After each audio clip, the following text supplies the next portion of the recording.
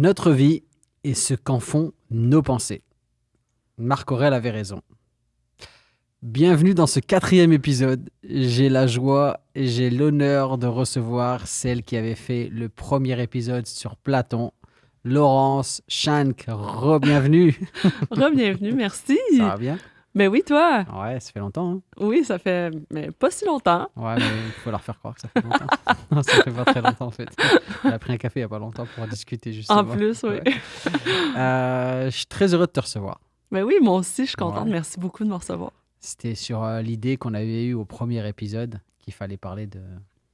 Ben, de Marc Aurèle. Ouais. toujours comédienne. Oui, toujours Ouais. comédienne. Ça se passe bien? Oui, et je viens de finir ma scolarité de maîtrise. Yeah! Donc là, il reste juste à écrire le mémoire et la création. Ça, Donc, tu peux prendre ton temps? Oui. OK. T'as combien de temps pour le faire? tout le temps que je veux. Tout le temps que tu veux? Ben, c'est parfait. C'est sûr que ça serait le fun d'avoir mon diplôme éventuellement. Là. Et à un moment donné, ouais. Oui, c'est ça. Et la pièce de théâtre, ça se passe bien? Oui, ça se passe très bien. Là, juste après-midi encore Donc là, on tourne le matin Ouais. et tu vas directement après au théâtre. au théâtre pour jouer dans... Dans Braquage d'Escapade. Ça se passe où? Ça se passe au 4e mur Ouais, et je joue Charlie. Donc, Wow. Ok. à voir. Donc, tu conseilles la pièce?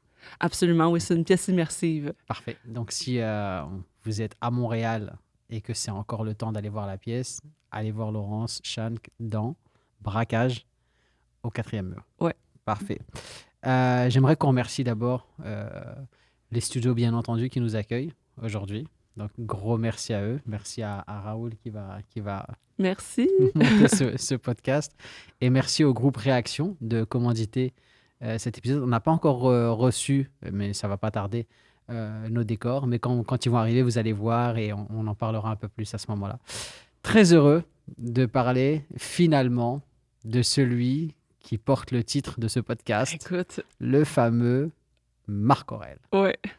Tu me disais sur Marc Aurèle, lors du premier épisode, que tu connaissais pas trop. Zéro. Zéro. Non, on n'a jamais vu ça dans mon baccalauréat. Parfait. Qu'est-ce Non. qui s'est passé entre le premier épisode et maintenant? Oh mon Dieu, ben je me suis informée. Hein? OK. Qu'est-ce que t'as... J'ai lu Les pensées pour moi-même. Le fameux Pensée pour moi-même C'est, de Marc Aurèle. ça, c'est une vieille version que j'ai trouvée à l'UQAM. Wow. Et Wow. ça fait la job, hein? C'est Bah oui. super. Ah oui, en plus, moi, je trouve qu'il y a quelque chose de beau dans les vieux ouvrages. Ouais, hein? C'est Ouais. vraiment le fun. Ouais. Tu dis, mon Dieu. J'ai des ouvrages un peu comme ça, un peu anciens. De Shakespeare, j'ai des pièces de Shakespeare comme ça dans des formats un peu comme ça et je trouve qu'il y a quelque chose de C'est ça, cool. tu te demandes comment les pages y tiennent encore. C'est la magie de la lecture et de la littérature. Oui, donc, alors, à part les pensées pour moi-même, qu'est-ce qui est venu te chercher dans cette découverte de Marc Aurèle? Ben, je me demandais justement pourquoi je l'avais pas vu durant mon bac. Ouais, hein.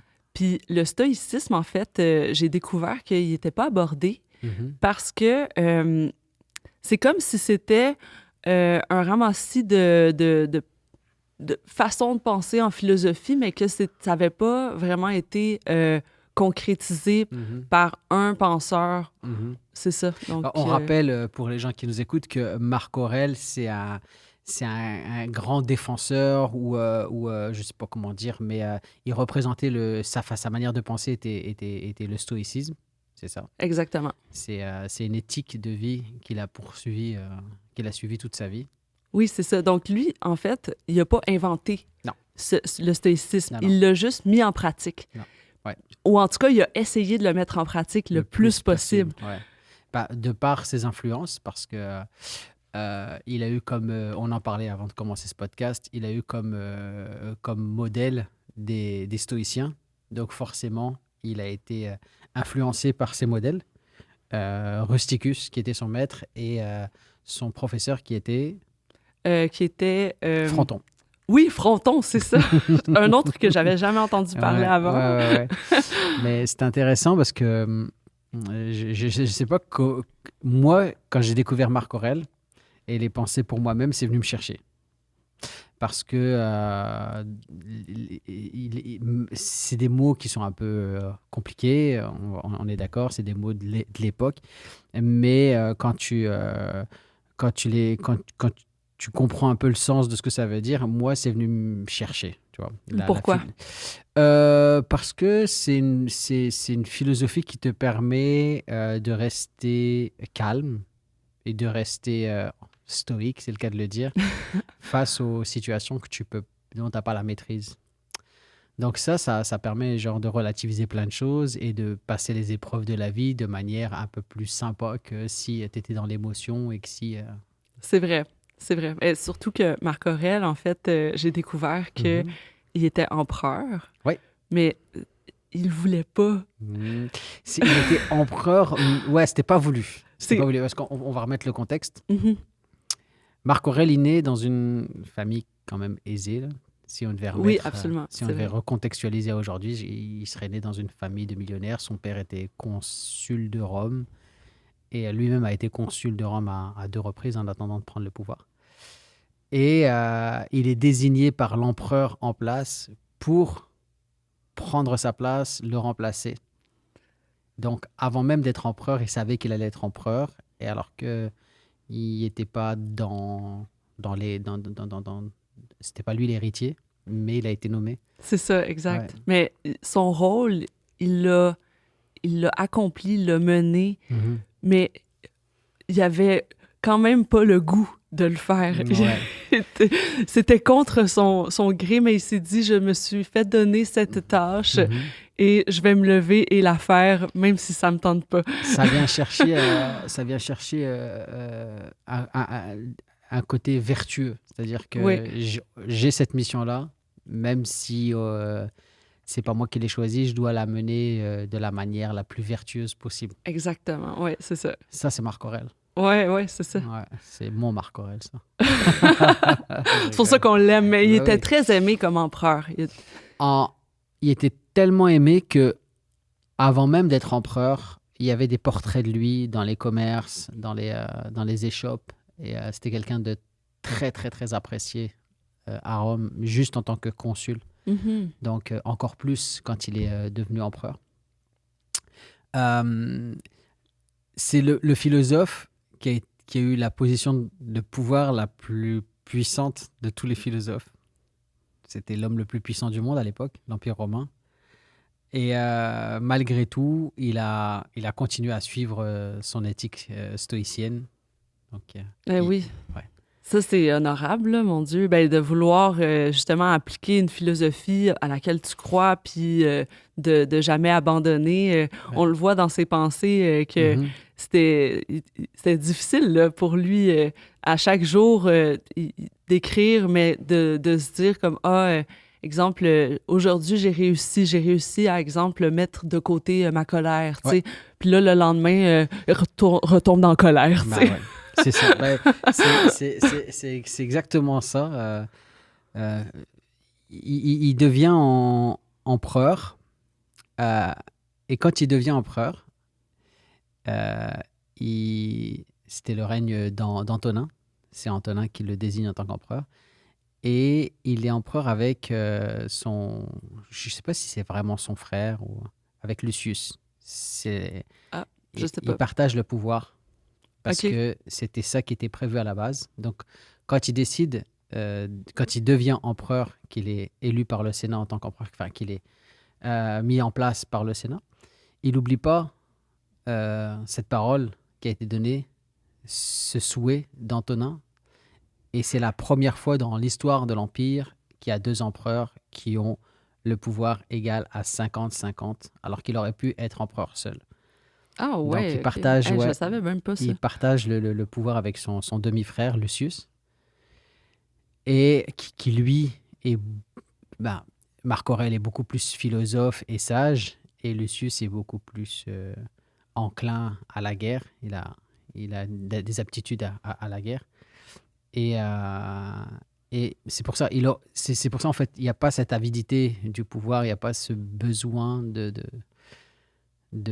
gouverner seul.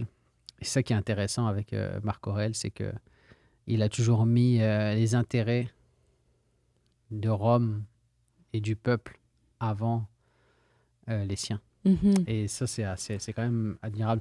On dit que c'est l'empereur l'empereur philosophe, le philosophe le plus sage.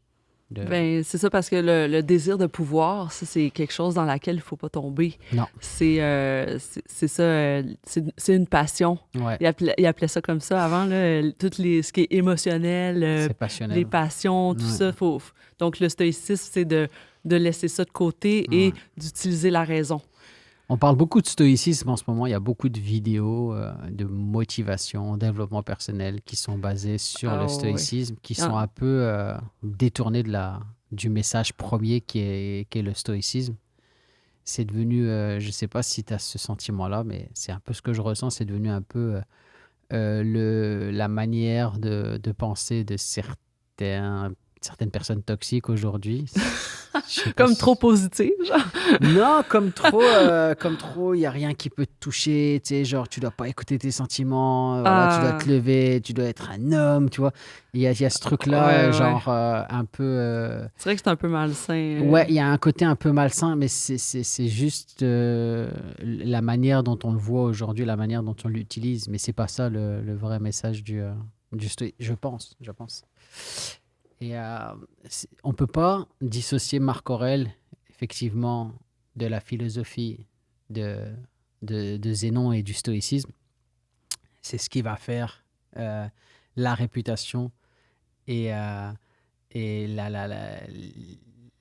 la grandeur de Marc Aurèle. Oui, absolument. Mais lui, c'est quand même fou de se dire, OK, lui, il pensait que, exemple, quand on meurt, l'âme, elle ne va pas survivre. OK. Lui, il y avait cette Ok. croyance-là. Il a Parce qu'il y en a qui associent le stoïcisme au bouddhisme. Oui. C'est vrai qu'il y a des ressemblances, Mhm. mais pour l'âme, en tout cas, Quelle ressemblance, par exemple? ben, comme exemple, justement, de ne pas se laisser mener par ses passions, ça, dans le bouddhisme, il y a beaucoup ça. Ok. Tu sais, d'accepter le monde tel qu'il est. OK.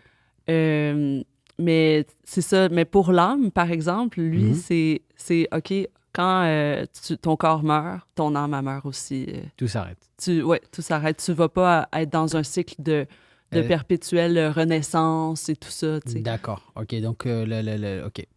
La puissance, en fait, parce que c'est ça, en fait, que je ne sais pas si ce que je vais dire est exact, mais il y avait deux écoles. Il y avait l'école qui pensait que l'âme restait et survivait après la mort physique des êtres humains. Ouais. Et tu avais l'école de l'atome qui pensait que tout était que physique et dès que ça s'arrêtait, tout s'arrêtait.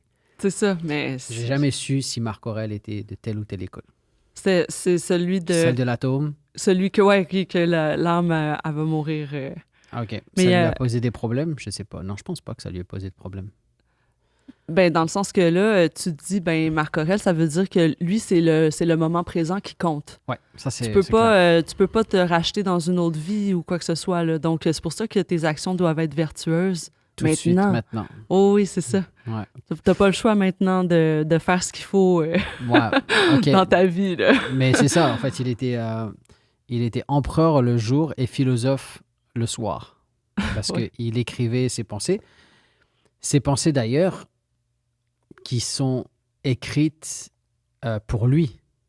Elles étaient... Mais c'est vrai, il était même pas supposé de se faire publier Non. le titre qu'ils ont donné, Penser pour soi-même, pensées pour moi-même. pour moi-même. Ouais, j'ai vérifié. Oui, c'est ça. Ou même Méditation. celui-là, qui en a un autre qui a écrit ça comme titre pour Ouais. les pensées de Marc Ou Aurèle. méditation aussi. Méditation, Dans beaucoup de pays, donc- c'est méditation. C'est ça. Fait que on sait pas quel titre donner parce que lui-même n'a pas donné de titre à ce qu'il a écrit. C'est effectivement des pensées à moi-même qu'il a écrit à la deuxième personne du singulier. Il n'a pas écrit à la première personne. C'est-à-dire que c'était quand même assez intelligent de sa part. Dans le sens qu'il parle, c'est comme il parle à quelqu'un. Il parle à quelqu'un, mais il se parle à lui-même. Il se parle à lui-même aussi, Ouais. ok, je comprends. Et la formulation de pensée pour moi-même est très intelligente parce qu'on peut se l'approprier. Tu vois, c'est pas un livre écrit à la première personne, c'est un livre écrit à la deuxième personne. Et on a l'impression qu'il nous interpelle et qu'il nous parle à nous. Oui. Donc c'est quand même bien fait. Je trouve que ça aurait été vraiment dommage qu'il ne soit pas publié et qu'on n'ait pas eu connaissance Ah de... non, mais c'est sûr, Il y là, a- ça aurait vraiment été dommage. Ben, je pense qu'il y a beaucoup de vérités, de citations et de pensées qui peuvent aider les gens dans certains processus, même s'il n'y a pas que des vérités. Attention, il y a notamment une citation qui dit que, euh, je vais le simplifier, mais rien n'est permanent et tout s'oublie. Tu sais. Genre, on va tous finir par être oubliés, que ce soit nos actions ou nous, en tant que personne. Et c'est fou parce que 2000 ans après, on parle toujours de lui. Oui, mais là, tu sais, peut-être lui, c'est parce qu'il parlait à l'échelle cosmique, lui, tu sais, dans le sens que la Terre, l'univers, Ouais, tout finit tout par finit par disparaître. disparaître, là, Ouais. tu sais. Mais je pense qu'il y avait aussi une dimension aussi humaine à ce qu'il disait, c'est-à-dire qu'il y a des gens qui accordent de l'importance et qui se donnent de l'importance alors que 50 ans, 100 ans, 150 ans plus tard, tout le monde les a oubliés. Là, tu sais. Ah, je comprends ce que tu Tu veux vois, dire. rien, tu vois, genre, au bout de 2 générations, tu sais, Ouais. t'as une idée du prénom de ton arrière-grand-père? J'en ai aucune idée.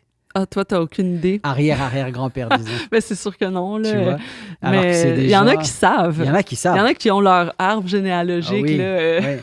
Mais la grande majorité des gens, à 3 générations derrière, tu sais pas. Non, c'est ça, malheureusement. Tu vois? Donc les C'est gens trop tombent, loin. ouais, c'est ça, les gens tombent dans l'oubli. Et ça faisait partie de ces préceptes. Moi, ce qui me fascine, c'est un peu la vie de Marc Aurèle. Parce que sa philosophie, on la connaît. C'est le stoïcisme. La manière dont il l'a appliquée dans sa vie, ça, je trouve ça super cool. Mhm. Il prend le pouvoir avec son beau-frère. Je ne sais pas si tu as vu ça.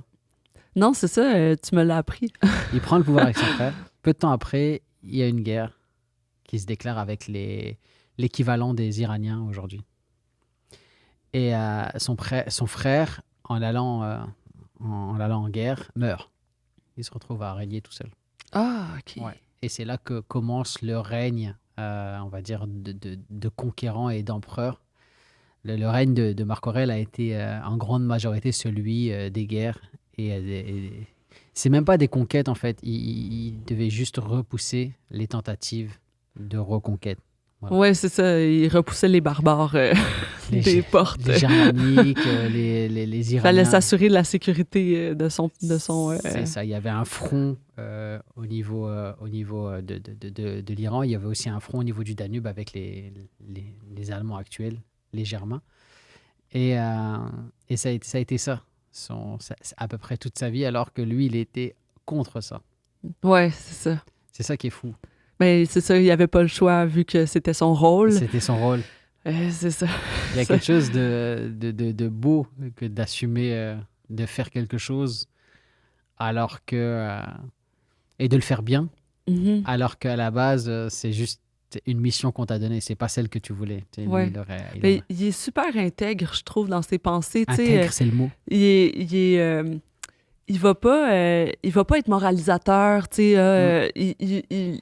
Il dit lui-même, c'est ça que lui aussi il est humain, il fait des Mhm. erreurs, il est en perpétuel recommencement d'essayer de faire le bien, puis Mhm.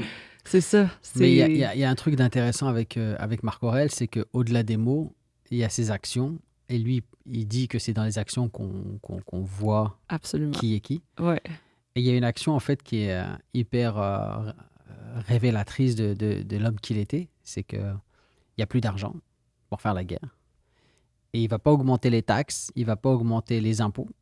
Ce qu'il va faire, c'est qu'il va revendre tous ses biens personnels, vu qu'il en avait amassé en tant que consul, en tant qu'héritier du consul, en tant qu'empereur. Et il fait une vente aux enchères de tous ses biens personnels de valeur pour financer la guerre, au lieu d'augmenter les impôts et d'augmenter les taxes. Oh, wow. Donc il y a une immense vente aux enchères qui est faite de statues, d'œuvres d'art, de diamants, d'or, de tout ce que tu veux. Mhm. Et ça, c'est vraiment révélateur de qui était Marc Aurèle. Ben oui. C'est au-delà des mots. Non, c'est les actions qui comptent. C'est ça. C'est même pas l'intention de ton action qui compte dans le stoïcisme. Là, c'est vraiment qu'est-ce qui se passe C'est quand tu intéressant agis. ce que tu dis. Ouais. Ça, c'est vachement intéressant. C'est même pas les intentions des actions, c'est juste les actions. Ouais. Mm. Intéressant. Parce que dans le sens que même si, exemple, tu voulais faire le mal, mais si finalement ton action fait le bien, ben, t'as réussi. Waouh! Ça veut dire que tu peux être une bonne personne par accident. Ouais, c'est ça. Waouh! Ça, c'est cool. Mais il y avait ça aussi dans le stoïcisme que j'ai trouvé vraiment fou, c'est on a le choix de nos actions. Ouais. Pour eux, c'est vraiment... c'est que tu as la volonté, mais tu as aussi... tu sais, parce qu'ils parlent du destin, là, comme quoi que c'est comme si tout était tracé d'avance pour les êtres humains. Oui.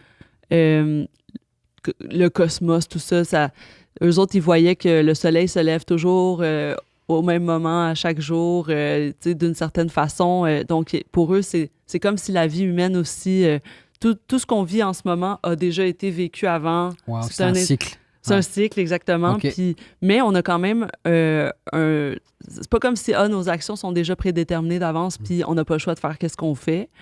On a le choix, on quand a même. Un libre arbitre. Oui, on a un libre arbitre, exactement. Okay. Donc, exemple, toi, tu te fais donner... non, exemple, toi, t'es humoriste, tu t'écris tes textes, puis tu sais qu'est-ce que tu t'en vas dire à ton spectacle. Je suis un humoriste français, je copie les textes. Puis... dans le fond, si à un moment donné, ça te tente d'improviser ou de partir sur quelque chose d'autre, tu as le choix, là. Tu as le libre arbitre de le faire. Il y a ce qui a été écrit et il y a ce que... Exactement, il y a ce qui a été écrit puis il y a ce qui arrive. OK. Il y a ce que tu choisis de faire à ce moment-là. OK. Donc, c'est un peu comme ça aussi pour les humains. Oui, il y a comme une histoire, là. On s'est fait donner un rôle, tout ça, tu sais. Mais à la fin, tu as le choix de tes actions. Puis c'est ça que Marc Aurèle il disait. Cette philosophie-là, le stoïcisme, c'est pas... C'est une philosophie dans l'action. C'est une philosophie dans l'action ou dans l'inaction. C'est-à-dire que tu as le choix de ne pas réagir à certaines... ça, c'est une action. C'est une action. Le fait de ne pas faire l'action. Oui, exactement. Parce que la base du stoïcisme, c'est justement tout ce dont tu n'as pas la maîtrise, ne réagis pas. Il ne faut pas que ça vienne te chercher. Tu rentres, mets en place des actions sur les choses que tu contrôles. Tout ce que tu ne peux pas contrôler, il ne faut pas que ça vienne te chercher. Il faut que tu le constates, mais il ne faut pas que ça vienne te chercher parce que tu n'as pas de maîtrise là-dessus. C'est mieux de rien faire que de faire une action mauvaise, disons. Là. Sous l'émotion. Oui, c'est ça, sous l'émotion ou impulsive ou tout ça. C'est vraiment ils font vraiment la distinction entre les émotions et la raison. Et tu ne dois pas laisser tes sentiments et tes émotions rentrer en ligne de compte dans ta prise de décision et dans ta mise en action. C'est ça. C'est la raison qui... C'est ça. Faut que tu aies réfléchi, là. Mais quand tu regardes, c'est vrai. Tu vois, par exemple, quand tu as une mauvaise nouvelle, ça arrive, c'est la vie, c'est comme ça. Mais tu peux rien faire par rapport à ça. Tu as deux choix. C'est soit ça te met en colère et donc forcément ça va te faire du mal parce que ça va venir chercher des émotions à l'intérieur de toi qui vont te faire du mal. Ou tu peux juste décider en fait que tu as zéro contrôle là-dessus et ça te fait rien. Ouais. C'est dur. Est-ce que c'est humain, tu sais, rendu là? Parce que aussi, ce qu'il disait Marc Aurèle, c'est comme, imagine toujours le pire, comme ça, tu vas être agréablement surpris. Oui, ça, c'est aussi un précepte. Imagine toujours le pire, là, comme ça aussi, c'est ça devient extrême un peu, là. Ben, oui et non. C'est-à-dire que effectivement, ça devient extrême toujours. Il te dit pas d'envisager le pire, il te dit juste de te préparer à ça. Comme ça, si ça arrive, t'es pas surpris, tu vois. C'est ça. Tu as déjà fait tout ce travail-là, en fait, parce qu'on est d'accord, tu sais, la nuit porte conseil, tous ces trucs-là, on les connaît. En général, avec le temps, tu relativises beaucoup les choses, tu sais. Quand ça t'arrive sur le moment, tu as envie de tout casser. Ouais. Et genre 2 jours après, tu te dis, c'est pas si grave, là, tu sais, genre. Et quand t'anticipes, t'anticipes aussi ce temps-là qui va te calmer. Ça veut dire que quand ça arrive, tu as déjà fait ce processus-là et tu es moins enclin à réagir ou à surréagir. Je sais pas si c'est humain ou... Mais en tout cas, c'est fonctionnel, là, ça marche. Ouais, ça marche. Je sais pas, j'ai jamais vraiment appliqué cette philosophie-là dans ma vie, de me dire... que les passions, les émotions sont mauvaises, tu sais. Ah, Dans le sens, moi, tu sais, en plus, je suis comédienne, fait que pour moi, les émotions, les passions, c'est un outil, tu sais. oui, oui, c'est vrai. Puis je veux créer ça chez les personnes. Donc, tu sais, c'est ça, j'ai de la misère à dire que les passions sont... Ouais, mais je pense qu'il faut quand même faire la différence entre justement, tu sais, vivre des émotions et réagir à partir de ces émotions. Je sais pas si Ouais, je comprends tu ce vois, que tu veux genre, dire. on peut être ému en regardant un film, ou en écoutant une chanson, ou en regardant une pièce de théâtre, parce qu'il y aura zéro incidence sur le déroulement de notre vie. Mais je veux dire, se mettre en colère par rapport à une situation contre quelqu'un sur le coup de l'émotion, sous le coup de Ouais, l'émotion, ça peut avoir des conséquences sur le cours de ta vie. Donc, je pense que c'est dans ce sens-là où les émotions, ben, il faut savoir les contrôler, il faut savoir passer au-dessus. Ça, c'est la philosophie stoïcienne. Après, ouais. c'est juste une philosophie, c'est juste une éthique de vie. Tu n'es pas obligé de la suivre non plus. Mais pour l'avoir expérimenté, les deux, réagir, être impulsif et être stoïque, je peux te dire que ben, ma vie, elle va beaucoup, beaucoup mieux. C'est mon expérience personnelle. Ouais, C'est pas une vérité absolue. Mais j'ai l'impression que les choses se passent beaucoup mieux quand tu arrives à rester calme. à rester calme Ouais. et à se dire, ben, on en reparlera dans 3 jours, tu vois. Mhm. C'est pas grave, là, tu sais, genre. Ou quand il y a quelque chose qui t'arrive, je dis, ben, c'est comme ça. Ça devait être comme ça. Je sais pas. Ouais, ça devait être comme ça. Je comprends ce que tu veux dire, mais La tu sais, fatalité. je suis quand même contente qu'il y ait des gens qui sortent dans les rues puis qui sont pas d'accord des fois avec certaines lois ou, tu sais, Ah, ouais, tu ok. comprends ce que je veux dire? Je comprends ce que tu veux dire. Il y a aussi le contrepartie de, tu te contentes de ce qui se passe puis tu réagis pas, tandis Ok. que je pense que la colère, des fois, est nécessaire aussi à faire des changements dans la société Ouais, ou dans nos propres vies, tu sais. Si on n'avait pas la colère, on deviendrait pas meilleur. Marc Aurèle, même chose, là, tu sais. ouais. S'il n'y avait pas eu la colère, des fois, je suis sûre que il aurait peut-être abandonné son titre, là, tu sais. Je sais pas. Parce que il lui arrive une trahison pendant qu'il est à la guerre. Il est malade.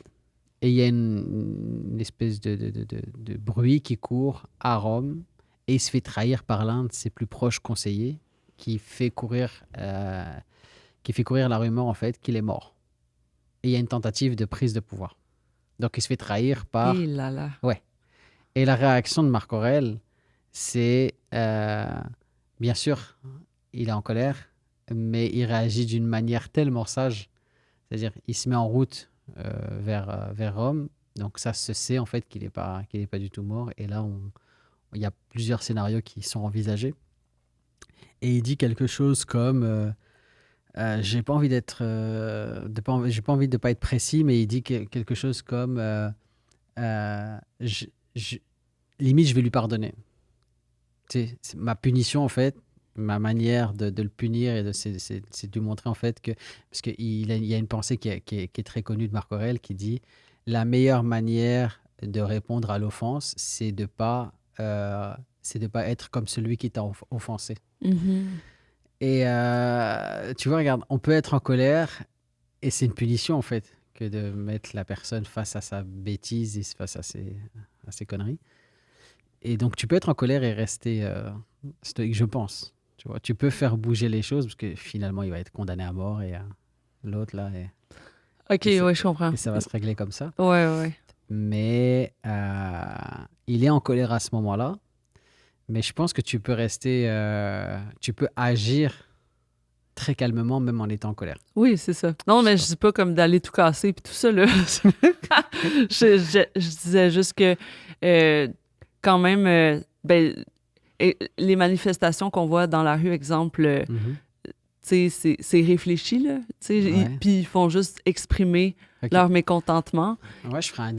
sans casser tout, là. C'est important, quand même, je pense, si le peuple est pas content, qu'il puisse s'exprimer. Qui puisse s'exprimer et de le dire. Ouais. Ok.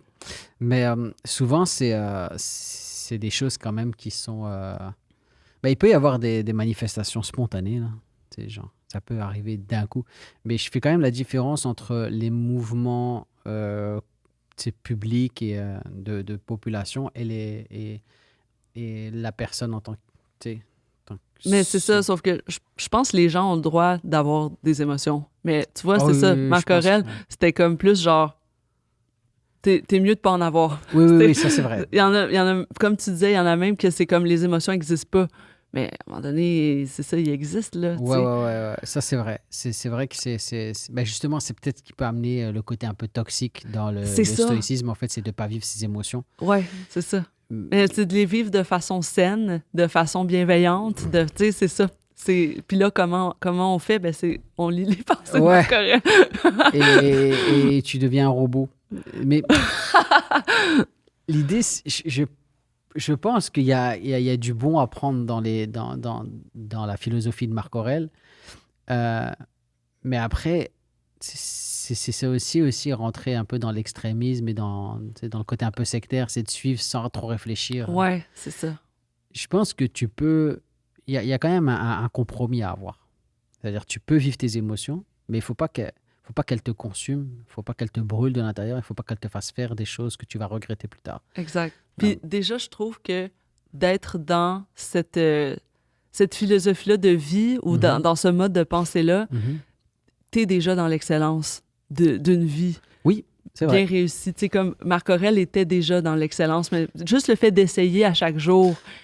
Et, Mais ça, c'est intéressant de dire en fait que le fait de le savoir et de l'essayer, ça fait déjà, c'est déjà une grosse partie du travail. ouais, C'est intéressant comme point de vue. Euh, le pauvre Marc Aurèle, il a vécu des choses quand même compliquées. Il y a une histoire de mariage avec la fille de Lucius. ah ouais, Ouais, ouais, ouais. Son co-empereur. ils se sont mariés? Ils se sont mariés. Ils se sont mariés pour sceller et pour verrouiller le pouvoir. Il fallait qu'il ait un enfant rapidement pour assurer son Ah oui, héritage. ça. Puis Et son enfant, c'est Commode. le peuple Commode? aimait pas Commode. Ah non. Puis le pire, c'est que c'est lui qui a continué le pouvoir Ouais. après Marc Aurèle. Et ça a été un Puis désastre. ouais, c'est ça. Ah, ça a été un Fait que désastre. ça, Marc Aurèle n'a pas fait le bon choix, disons. Il aurait Ouais. pas dû donner le pouvoir à son fils. C'est ça. Ceux qui ont vu Gladiator reconnaissent certains faits historiques. Parce que Gladiator, c'est pas un film historique, c'est une histoire qui parle un peu Ben, inspiré d'histoire, de. inspirée d'eux. Ouais. Mais Marc Aurèle n'est pas mort, étouffé par Commode. On soupçonne qu'il ait été empoisonné.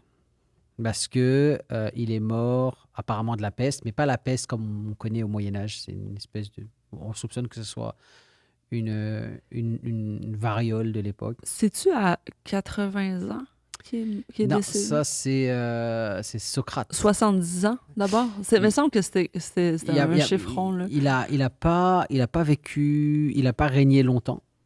Il a pris le pouvoir à, je pense, 40 ans. Puis c'était... Ah, je pense que c'est parce qu'il était à la guerre entre 50 et 60 ans, puis c'est là qu'il a écrit ses pensées. C'est ça. OK. Puis il a été souvent malade. Il a fini par mourir, justement. Son frère, le co-empereur, est mort d'une hémorragie. Et Marc Aurèle, on ne sait pas s'il a été victime de la peste qui tournait à l'époque, l'espèce de variole, ou s'il a été empoisonné. On ne sait pas. On ne sait pas, mais vers la fin de sa vie, il commence à avoir la lumière au bout du tunnel. Et là, il met en place, il présente Commode à ses armées, justement, parce qu'il sait que ça va être lui l'héritier. Et Commode fait de la merde, clairement. Ah non, c'est ça, c'est comme tu dis, là. Ouais, Commode, ça a été Ça un n'a pas désastre. été un bon... On est passé d'un extrême à un autre. Ben, ouais, je pense que c'est ça, Marc Aurèle, c'était le dernier bon empereur. Ça a été vu comme Ouais. ça, là.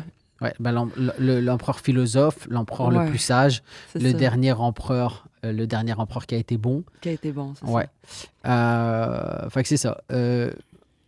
Marc Aurèle meurt en campagne, à la guerre, et on ne saura jamais s'il avait été empoisonné ou s'il est mort. ça. Ouais, ça, c'est quand même étrange, là. Ouais. Mais il faisait pas d'autopsie dans ce temps-là. Non. À l'époque, il n'y avait pas le NCIS qui venait vérifier ce qui s'est passé. Puis, il a été traumatisé par justement cette peste-là parce que il ramène la peste du front d'une campagne de guerre. Et là, il y a 10% de la population romaine à l'époque qui disparaît Et... pendant cette... Et ça marque un peu Marc Aurèle, ça. Ouais. Ouais, il a été marqué par ça. Puis on saura jamais si c'est ça qui l'a fait écrire toutes ses pensées. Mais en tout cas... ouais, moi quand j'ai découvert sa vie, quand j'ai découvert ses écrits aussi, c'est venu me chercher. Est-ce que toi, c'est venu te chercher? Ben oui, je peux même en lire quelques passages que j'ai beaucoup appréciés. C'est ce qu'on fait à chaque début d'épisode. Toutes les citations que je dis, elles sont tirées de Pensées pour moi-même. OK. Donc, c'est le livre. Et là, il y a des chiffres romains. C'est écrit 28, mais c'est quel livre? Ouais, parce que c'est divisé en livres. C'est ça. Et en OK, numéros. donc, livre 7. C'est dans le livre 7. Ouais, Pensée 28. Ouais. Resserre-toi sur toi-même. Le principe raisonnable qui te dirige a pour nature de se suffire à lui-même en pratiquant la justice et en agissant ainsi de conserver le calme. Ouais. Tu vois, on parlait du calme. Quelqu'un qui vient, qui me dit ça en face de moi, je m'énerve. Tu sais, les gens là qui sont tout le temps calmes, Ouais. c'est la pire attitude quand tu veux énerver quelqu'un. Tu sais, genre, tu vois, t'es énervé et face à toi, t'as quelqu'un qui est pas énervé du tout. Ouais. Ah là là. Mais c'est vrai qu'il faut que tu te calmes, là, Mais non, mais dans ce temps-là. t'as pas à me dire, je suis calme. Tu vois, ça, c'est le pire truc que tu peux dire à quelqu'un qui est en train de s'énerver. Ouais, c'est ça. Pourquoi tu t'énerves? Ouais. Tu vois? Oh mon Dieu. Non, mais je m'énerve pas. Avant, j'étais pas énervé, mais maintenant que t'as dit ça, maintenant, je suis énervé. Tu connais ça? Oui. Mais là, il parlait aussi pour lui-même. Peut-être qu'il était vraiment énervé à ce moment-là, puis qu'il s'est dit, OK, je vais me calmer. Là. Voilà, c'est ça. Ouais, je pense qu'il devait être tout le temps en embrouille. On devait juste, genre, lui casser la tête. Ouais. Et à chaque fois, il rentrait le soir et il s'énervait sur son stylo. Il écrivait juste des trucs pour se calmer. Faut que je me calme. C'est ça. C'est à appliquer aujourd'hui les pensées pour moi-même. Je sais pas, dans le monde dans lequel on vit actuellement, je sais pas si ça serait possible d'appliquer 100% de la philosophie. Ouais. Ben, ce que j'aime, le principe raisonnable qui te dirige. Parce que lui, c'est ça, il sait, il disait, chaque être humain, on est capable de le comprendre, on est capable de raisonner avec lui. OK.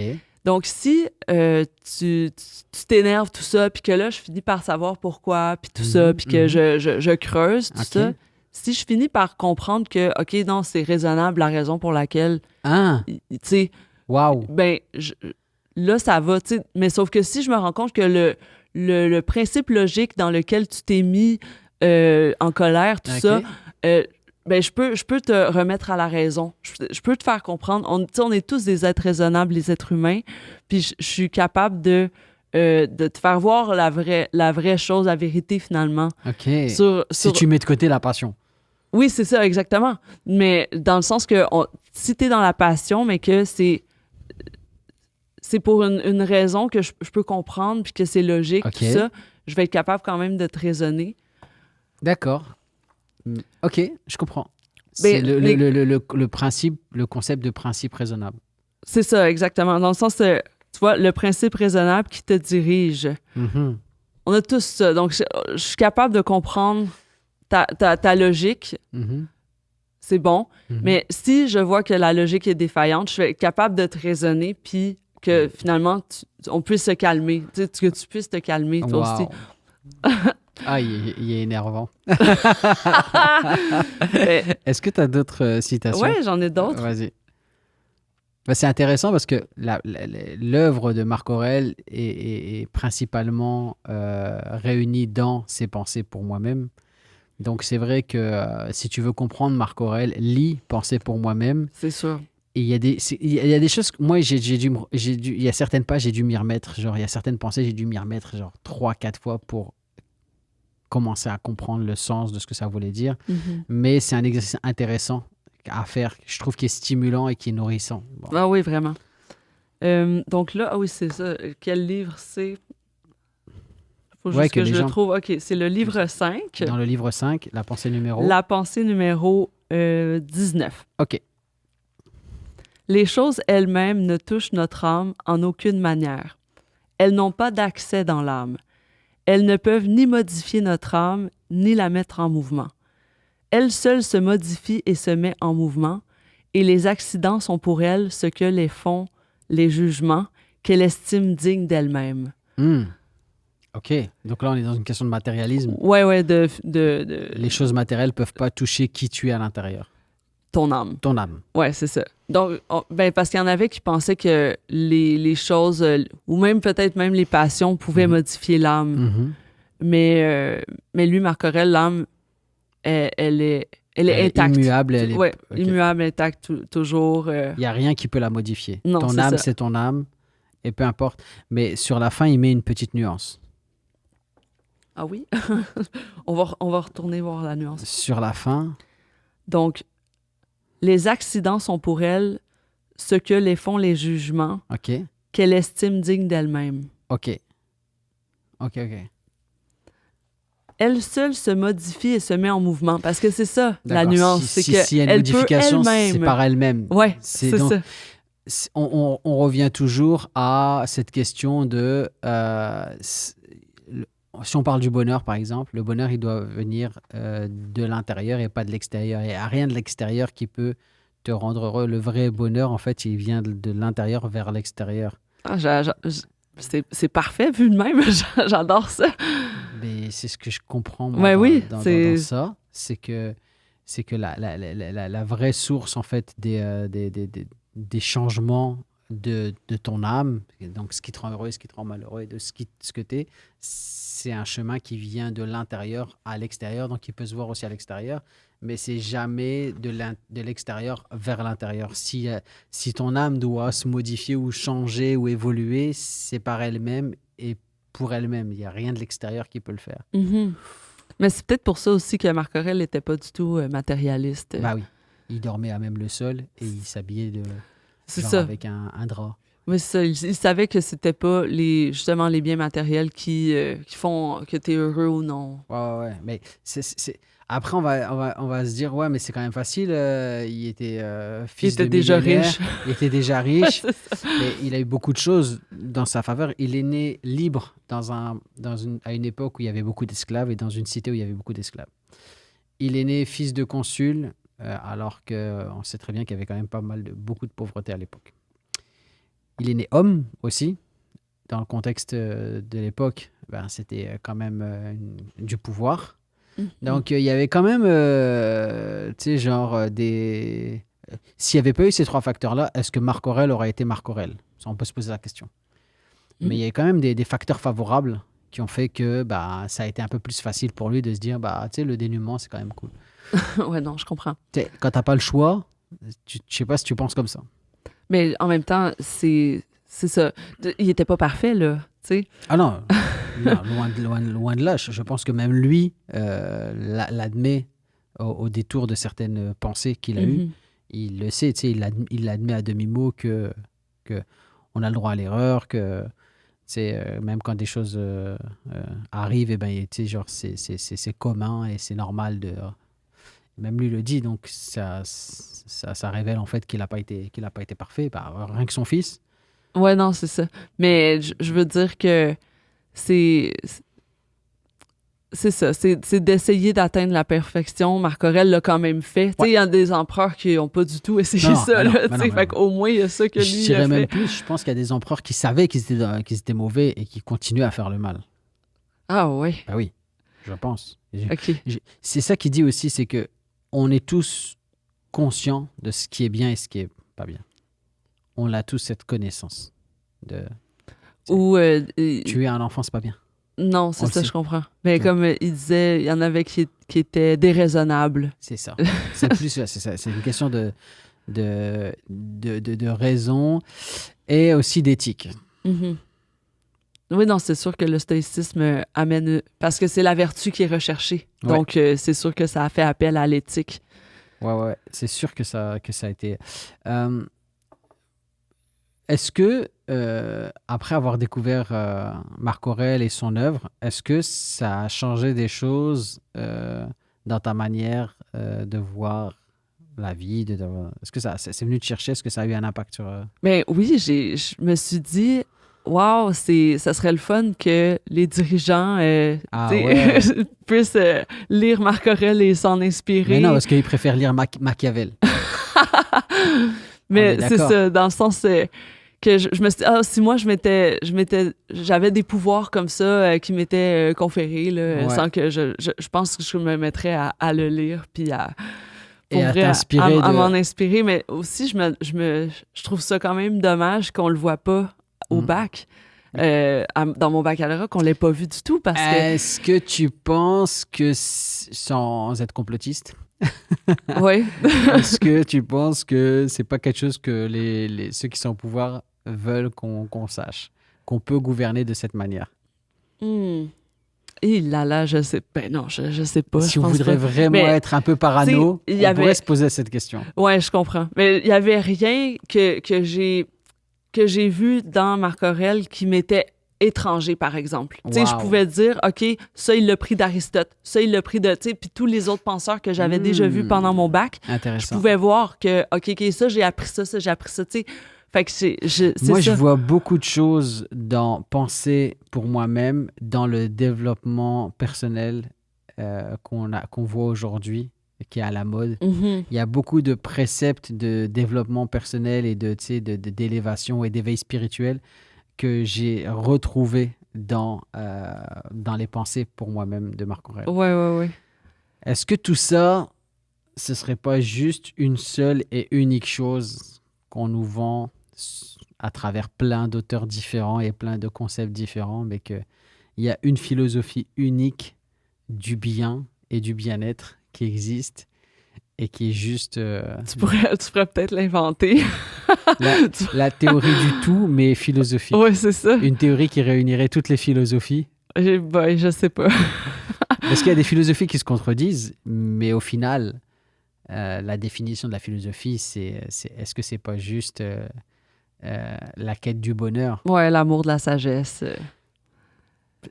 Est-ce qu'on pourrait pas réunir tous ces concepts dans un seul concept? Je sais pas. Je dis peut-être des bêtises là. Mais dans le sens que, comme tu as dit, c'est juste qu'il y en a qui se contredisent. Donc, tu sais, comme juste le fait que lui, il croyait que l'âme, elle survit pas à la mort du corps. Mhm. Là, t'en as un autre qui dit que oui, tu sais. Fait que là, Ben, comment les tu réunis les deux?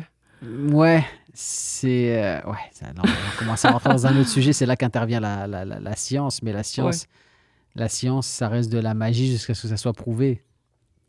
Ben, c'est ça. C'est pour ça que la philosophie, ils disent que c'est la mère de toutes les sciences. Tu sais, parce que faut que tu penses à pourquoi le phénomène existe, puis que tu t'interroges sur un certain phénomène pour qu'ensuite tu puisses le découvrir, puis L'expérimenter. puis découvrir en fait la loi qui régit ce phénomène, tu sais. Puis que là, ça devient une science. Ouais. Tu sais, c'est ça, les sciences qu'on connaît comme la physique, c'était... Mais même la physique, elle se contredit. Tu sais, les lois de la physique quantique et les lois de la physique générale, elles se contredisent. Oui, il y a encore de la philosophie Il y a un peu de philosophie. Tu sais, C'est ça, genre, exactement. Parce qu'on n'a pas tout découvert Mais ou exactement. qu'on sera peut-être jamais capable de le découvrir. Est-ce que tu penses que la philosophie, c'est là pour combler tout ce que la science n'a pas encore prouvé, peut-être? Ben, c'est sûr que c'est ça. Le parce pouvoir que... de l'amour. Ah, parlons du pouvoir de l'amour. On l'a vu dans le film Interstellar. La théorie du film Interstellar, en fait, c'est qu'il y a quelque chose qu'on n'a pas encore mis sous équation, expliqué par des équations, qui est un pouvoir qui est pas palpable, qui s'appelle l'amour, et qui nous pousse à faire des choses qui font qu'on règle certaines situations.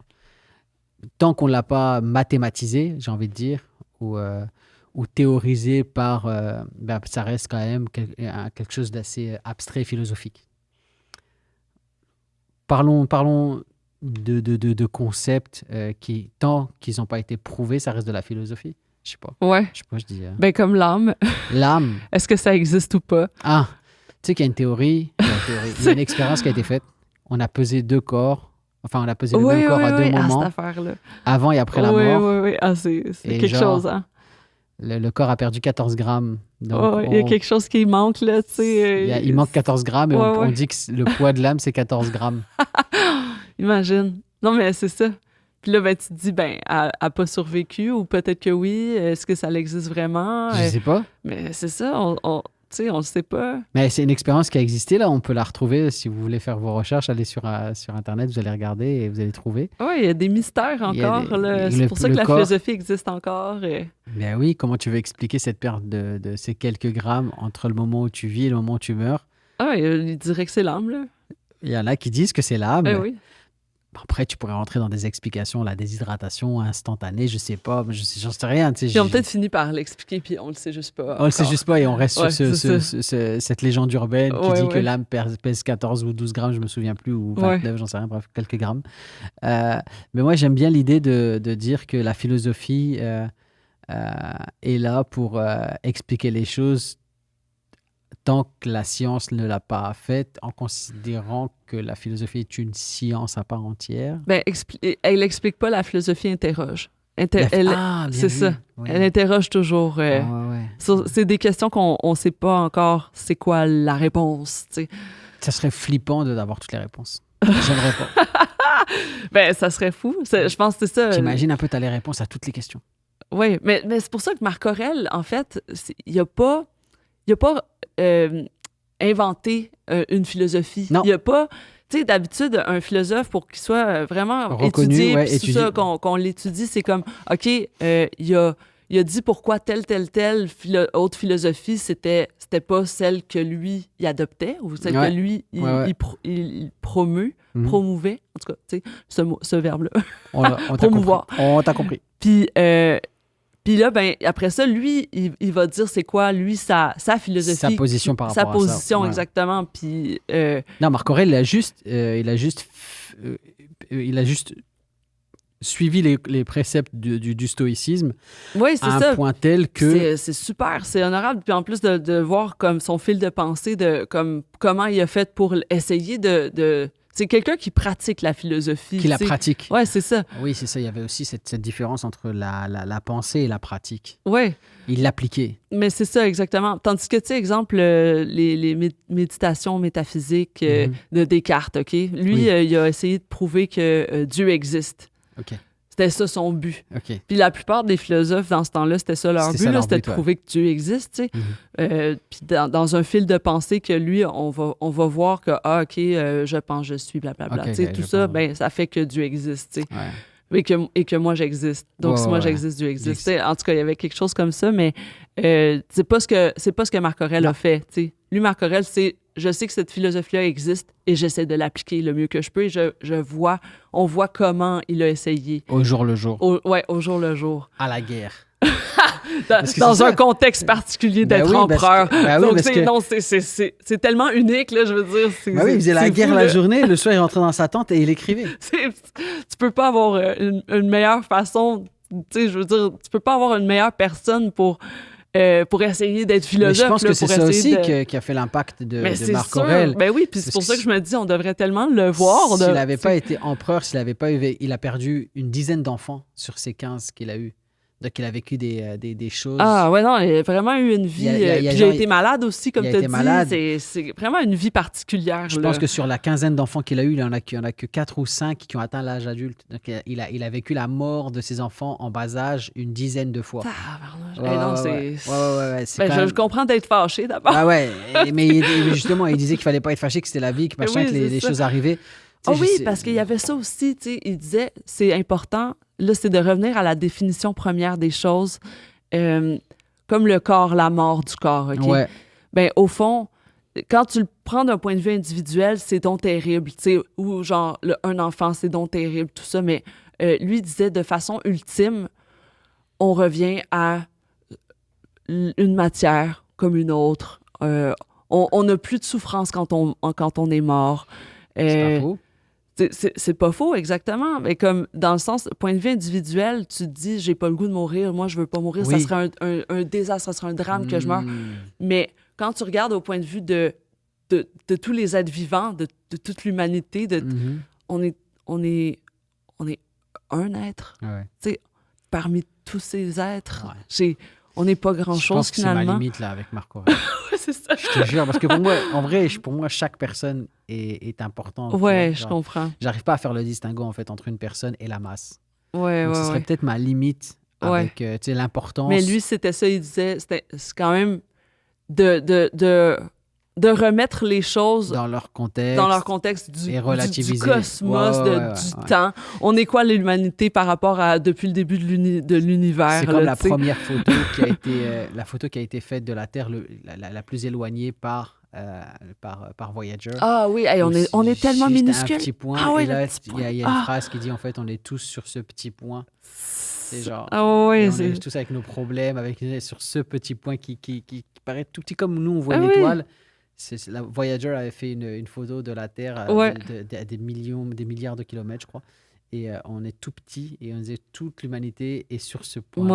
Ouais. Puis juste l'humanité dans le temps. Mhm. C'est Oui, juste à travers le temps. Je veux dire, les dinosaures n'existent plus, là. Ça fait Ouais. tellement longtemps, mais... Il y a une théorie qui dit qu'il y a une Terre creuse. Non, je rigole. Ah ouais, c'est ça. On va-tu les découvrir? On va le découvrir. Laurent, c'est la fin du podcast. Ça fait presque 1 heure qu'on est ensemble. Déjà? Ouais, ça passe vite. Hein. Wow! Ça passe vite. Et j'ai un petit cadeau. J'ai fait ça depuis Leonardo. Il y a des petites statuettes. Avant qu'on reçoive les gros bustes, je voulais attribuer à chacun de mes invités réguliers un petit buste. Et tu peux choisir le tien que tu pourras baptiser et que tu devras ramener à chaque fois. C'est vrai? Ouais. Donc, tu as le choix. Oh, c'est trop Tu peux difficile. leur Ils donner sont des- tellement belles. Tu peux Ils leur sont donner des petits toutes belles. prénoms. Oh! Wow! Ben, je vais prendre la seule femme. Ah, ok, ça roule. Wow! Et tu devras l'emmener, ça sera Merci! ton petit rituel. Ben oui, je vais la ramener. Ouais. Wow! Et je suis très heureux de t'avoir Merci. reçu pour ce 2e épisode. Je pensais qu'il fallait que je réponde à une question. Non, je sais pas. Ici, on n'est pas Wow! comme Merci ça ici. beaucoup. C'est pas le genre de la maison. Pas du tout. Est-ce que il y a un sujet ou un auteur qui te fait un peu vibrer là, qui vient te chercher, que dont t'aimerais qu'on discute la prochaine fois? Oui, ben ça serait Youm. Youm. Ouais. Ouais, c'est parfait. Youm. Pour vrai, c'est parfait. Let's go. Ah, wow. Hey, je l'adore tellement en plus. Youm. Là. La prochaine fois que tu Ça va viendras, être on trippant. parlera de Il n'y en a Youm. pas encore qui ont parlé Non. de Youm. Ok, J'ai cool. Spinoza qui arrive. J'ai deux, trois auteurs, notamment un spécialisé dans l'humour, parce qu'on va très probablement recevoir Maud Landry, humoriste qui Ouais. aime la philosophie.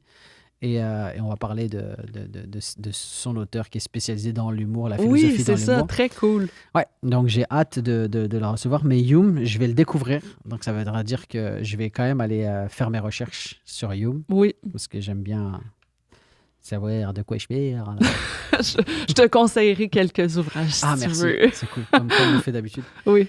Je voudrais encore remercier les studios, bien entendu, de nous avoir accueillis ici, comme d'habitude. Raoul, qui était à la réalisation aujourd'hui. Merci, Raoul. Le groupe Réaction qui commandite cet épisode, qui va nous livrer les bustes que vous pourrez aussi vous procurer directement sur leur site, mais je mettrai tous les liens nécessaires et utiles. D'ailleurs, n'hésitez pas à aller visiter leur site. Ils font des choses incroyables en imprimerie 3D. C'est vraiment cool, c'est vraiment le fun. Et j'aimerais qu'on remercie encore Laurence Chan. N'hésitez pas à aller la suivre. Merci à toi. Tous ses réseaux. Oui, Laurence Chang, Laurence Shank. Et vous pouvez aller la voir en spectacle. C'est une merveilleuse comédienne. En plus, on va faire bientôt des sketchs ensemble. Oui. On va faire des petites vidéos, ça va être marrant. Et merci à vous d'avoir suivi cet épisode. N'hésitez pas à laisser des commentaires parce que c'est vraiment une discussion sans prétention. On a sûrement fait des erreurs. Il y a sûrement des choses que vous pouvez nous indiquer, nous corriger. N'hésitez pas, il n'y a pas de problème. Un like et partagez cette vidéo si jamais vous avez des gens autour de vous qui seraient intéressés par le sujet de Marc Aurèle ou de la philosophie en général. Ça nous aide à être référencés et le petit pouce qui donne de la force. Merci beaucoup. Abonnez-vous. Merci, salut, bye. Merci au groupe Réaction de commanditer ce podcast et de faire en sorte qu'il existe. J'ai des petites informations sur le groupe Réaction. Si jamais vous avez envie d'imprimer ou de faire fabriquer des choses, allez-y. Ils sont hyper efficaces, très professionnels. Je vais vous lire un petit descriptif. C'est une compagnie de makers. Alors, on le dit en anglais, c'est une compagnie de makers. C'est quoi ça? C'est une compagnie qui fabrique et qui invente, qui surtout réalise tout genre de projets, plan 2D, plan 3D. Ils ont un atelier de soudure, des imprimantes 3D pour le plastique, le nylon fibre de carbone, etc. Et ils vous offrent aussi l'impression d'autocollants pour faire des étiquettes, autocollants et étiquettes. Que ce soit pour une paire une paire de pattes de table ou pour une pièce de prototype en 3D, un projet de soudure, un dragon en 3D imprimé, pour la fabrication d'un stage pour des événements ou de simples autocollants de marque. Cette compagnie est là pour vous, compagnie Réaction. Ils sont sur le projet de nous imprimer notre future décoration. Je vous laisse la surprise, mais vous allez voir que c'est un travail incroyable. Merci encore à eux de soutenir ce podcast. Groupe Réaction, allez voir leurs infos sur les réseaux sociaux, Instagram, Facebook, et vous avez le lien de leur site internet en description de cette vidéo. Ils sont super cool. Merci.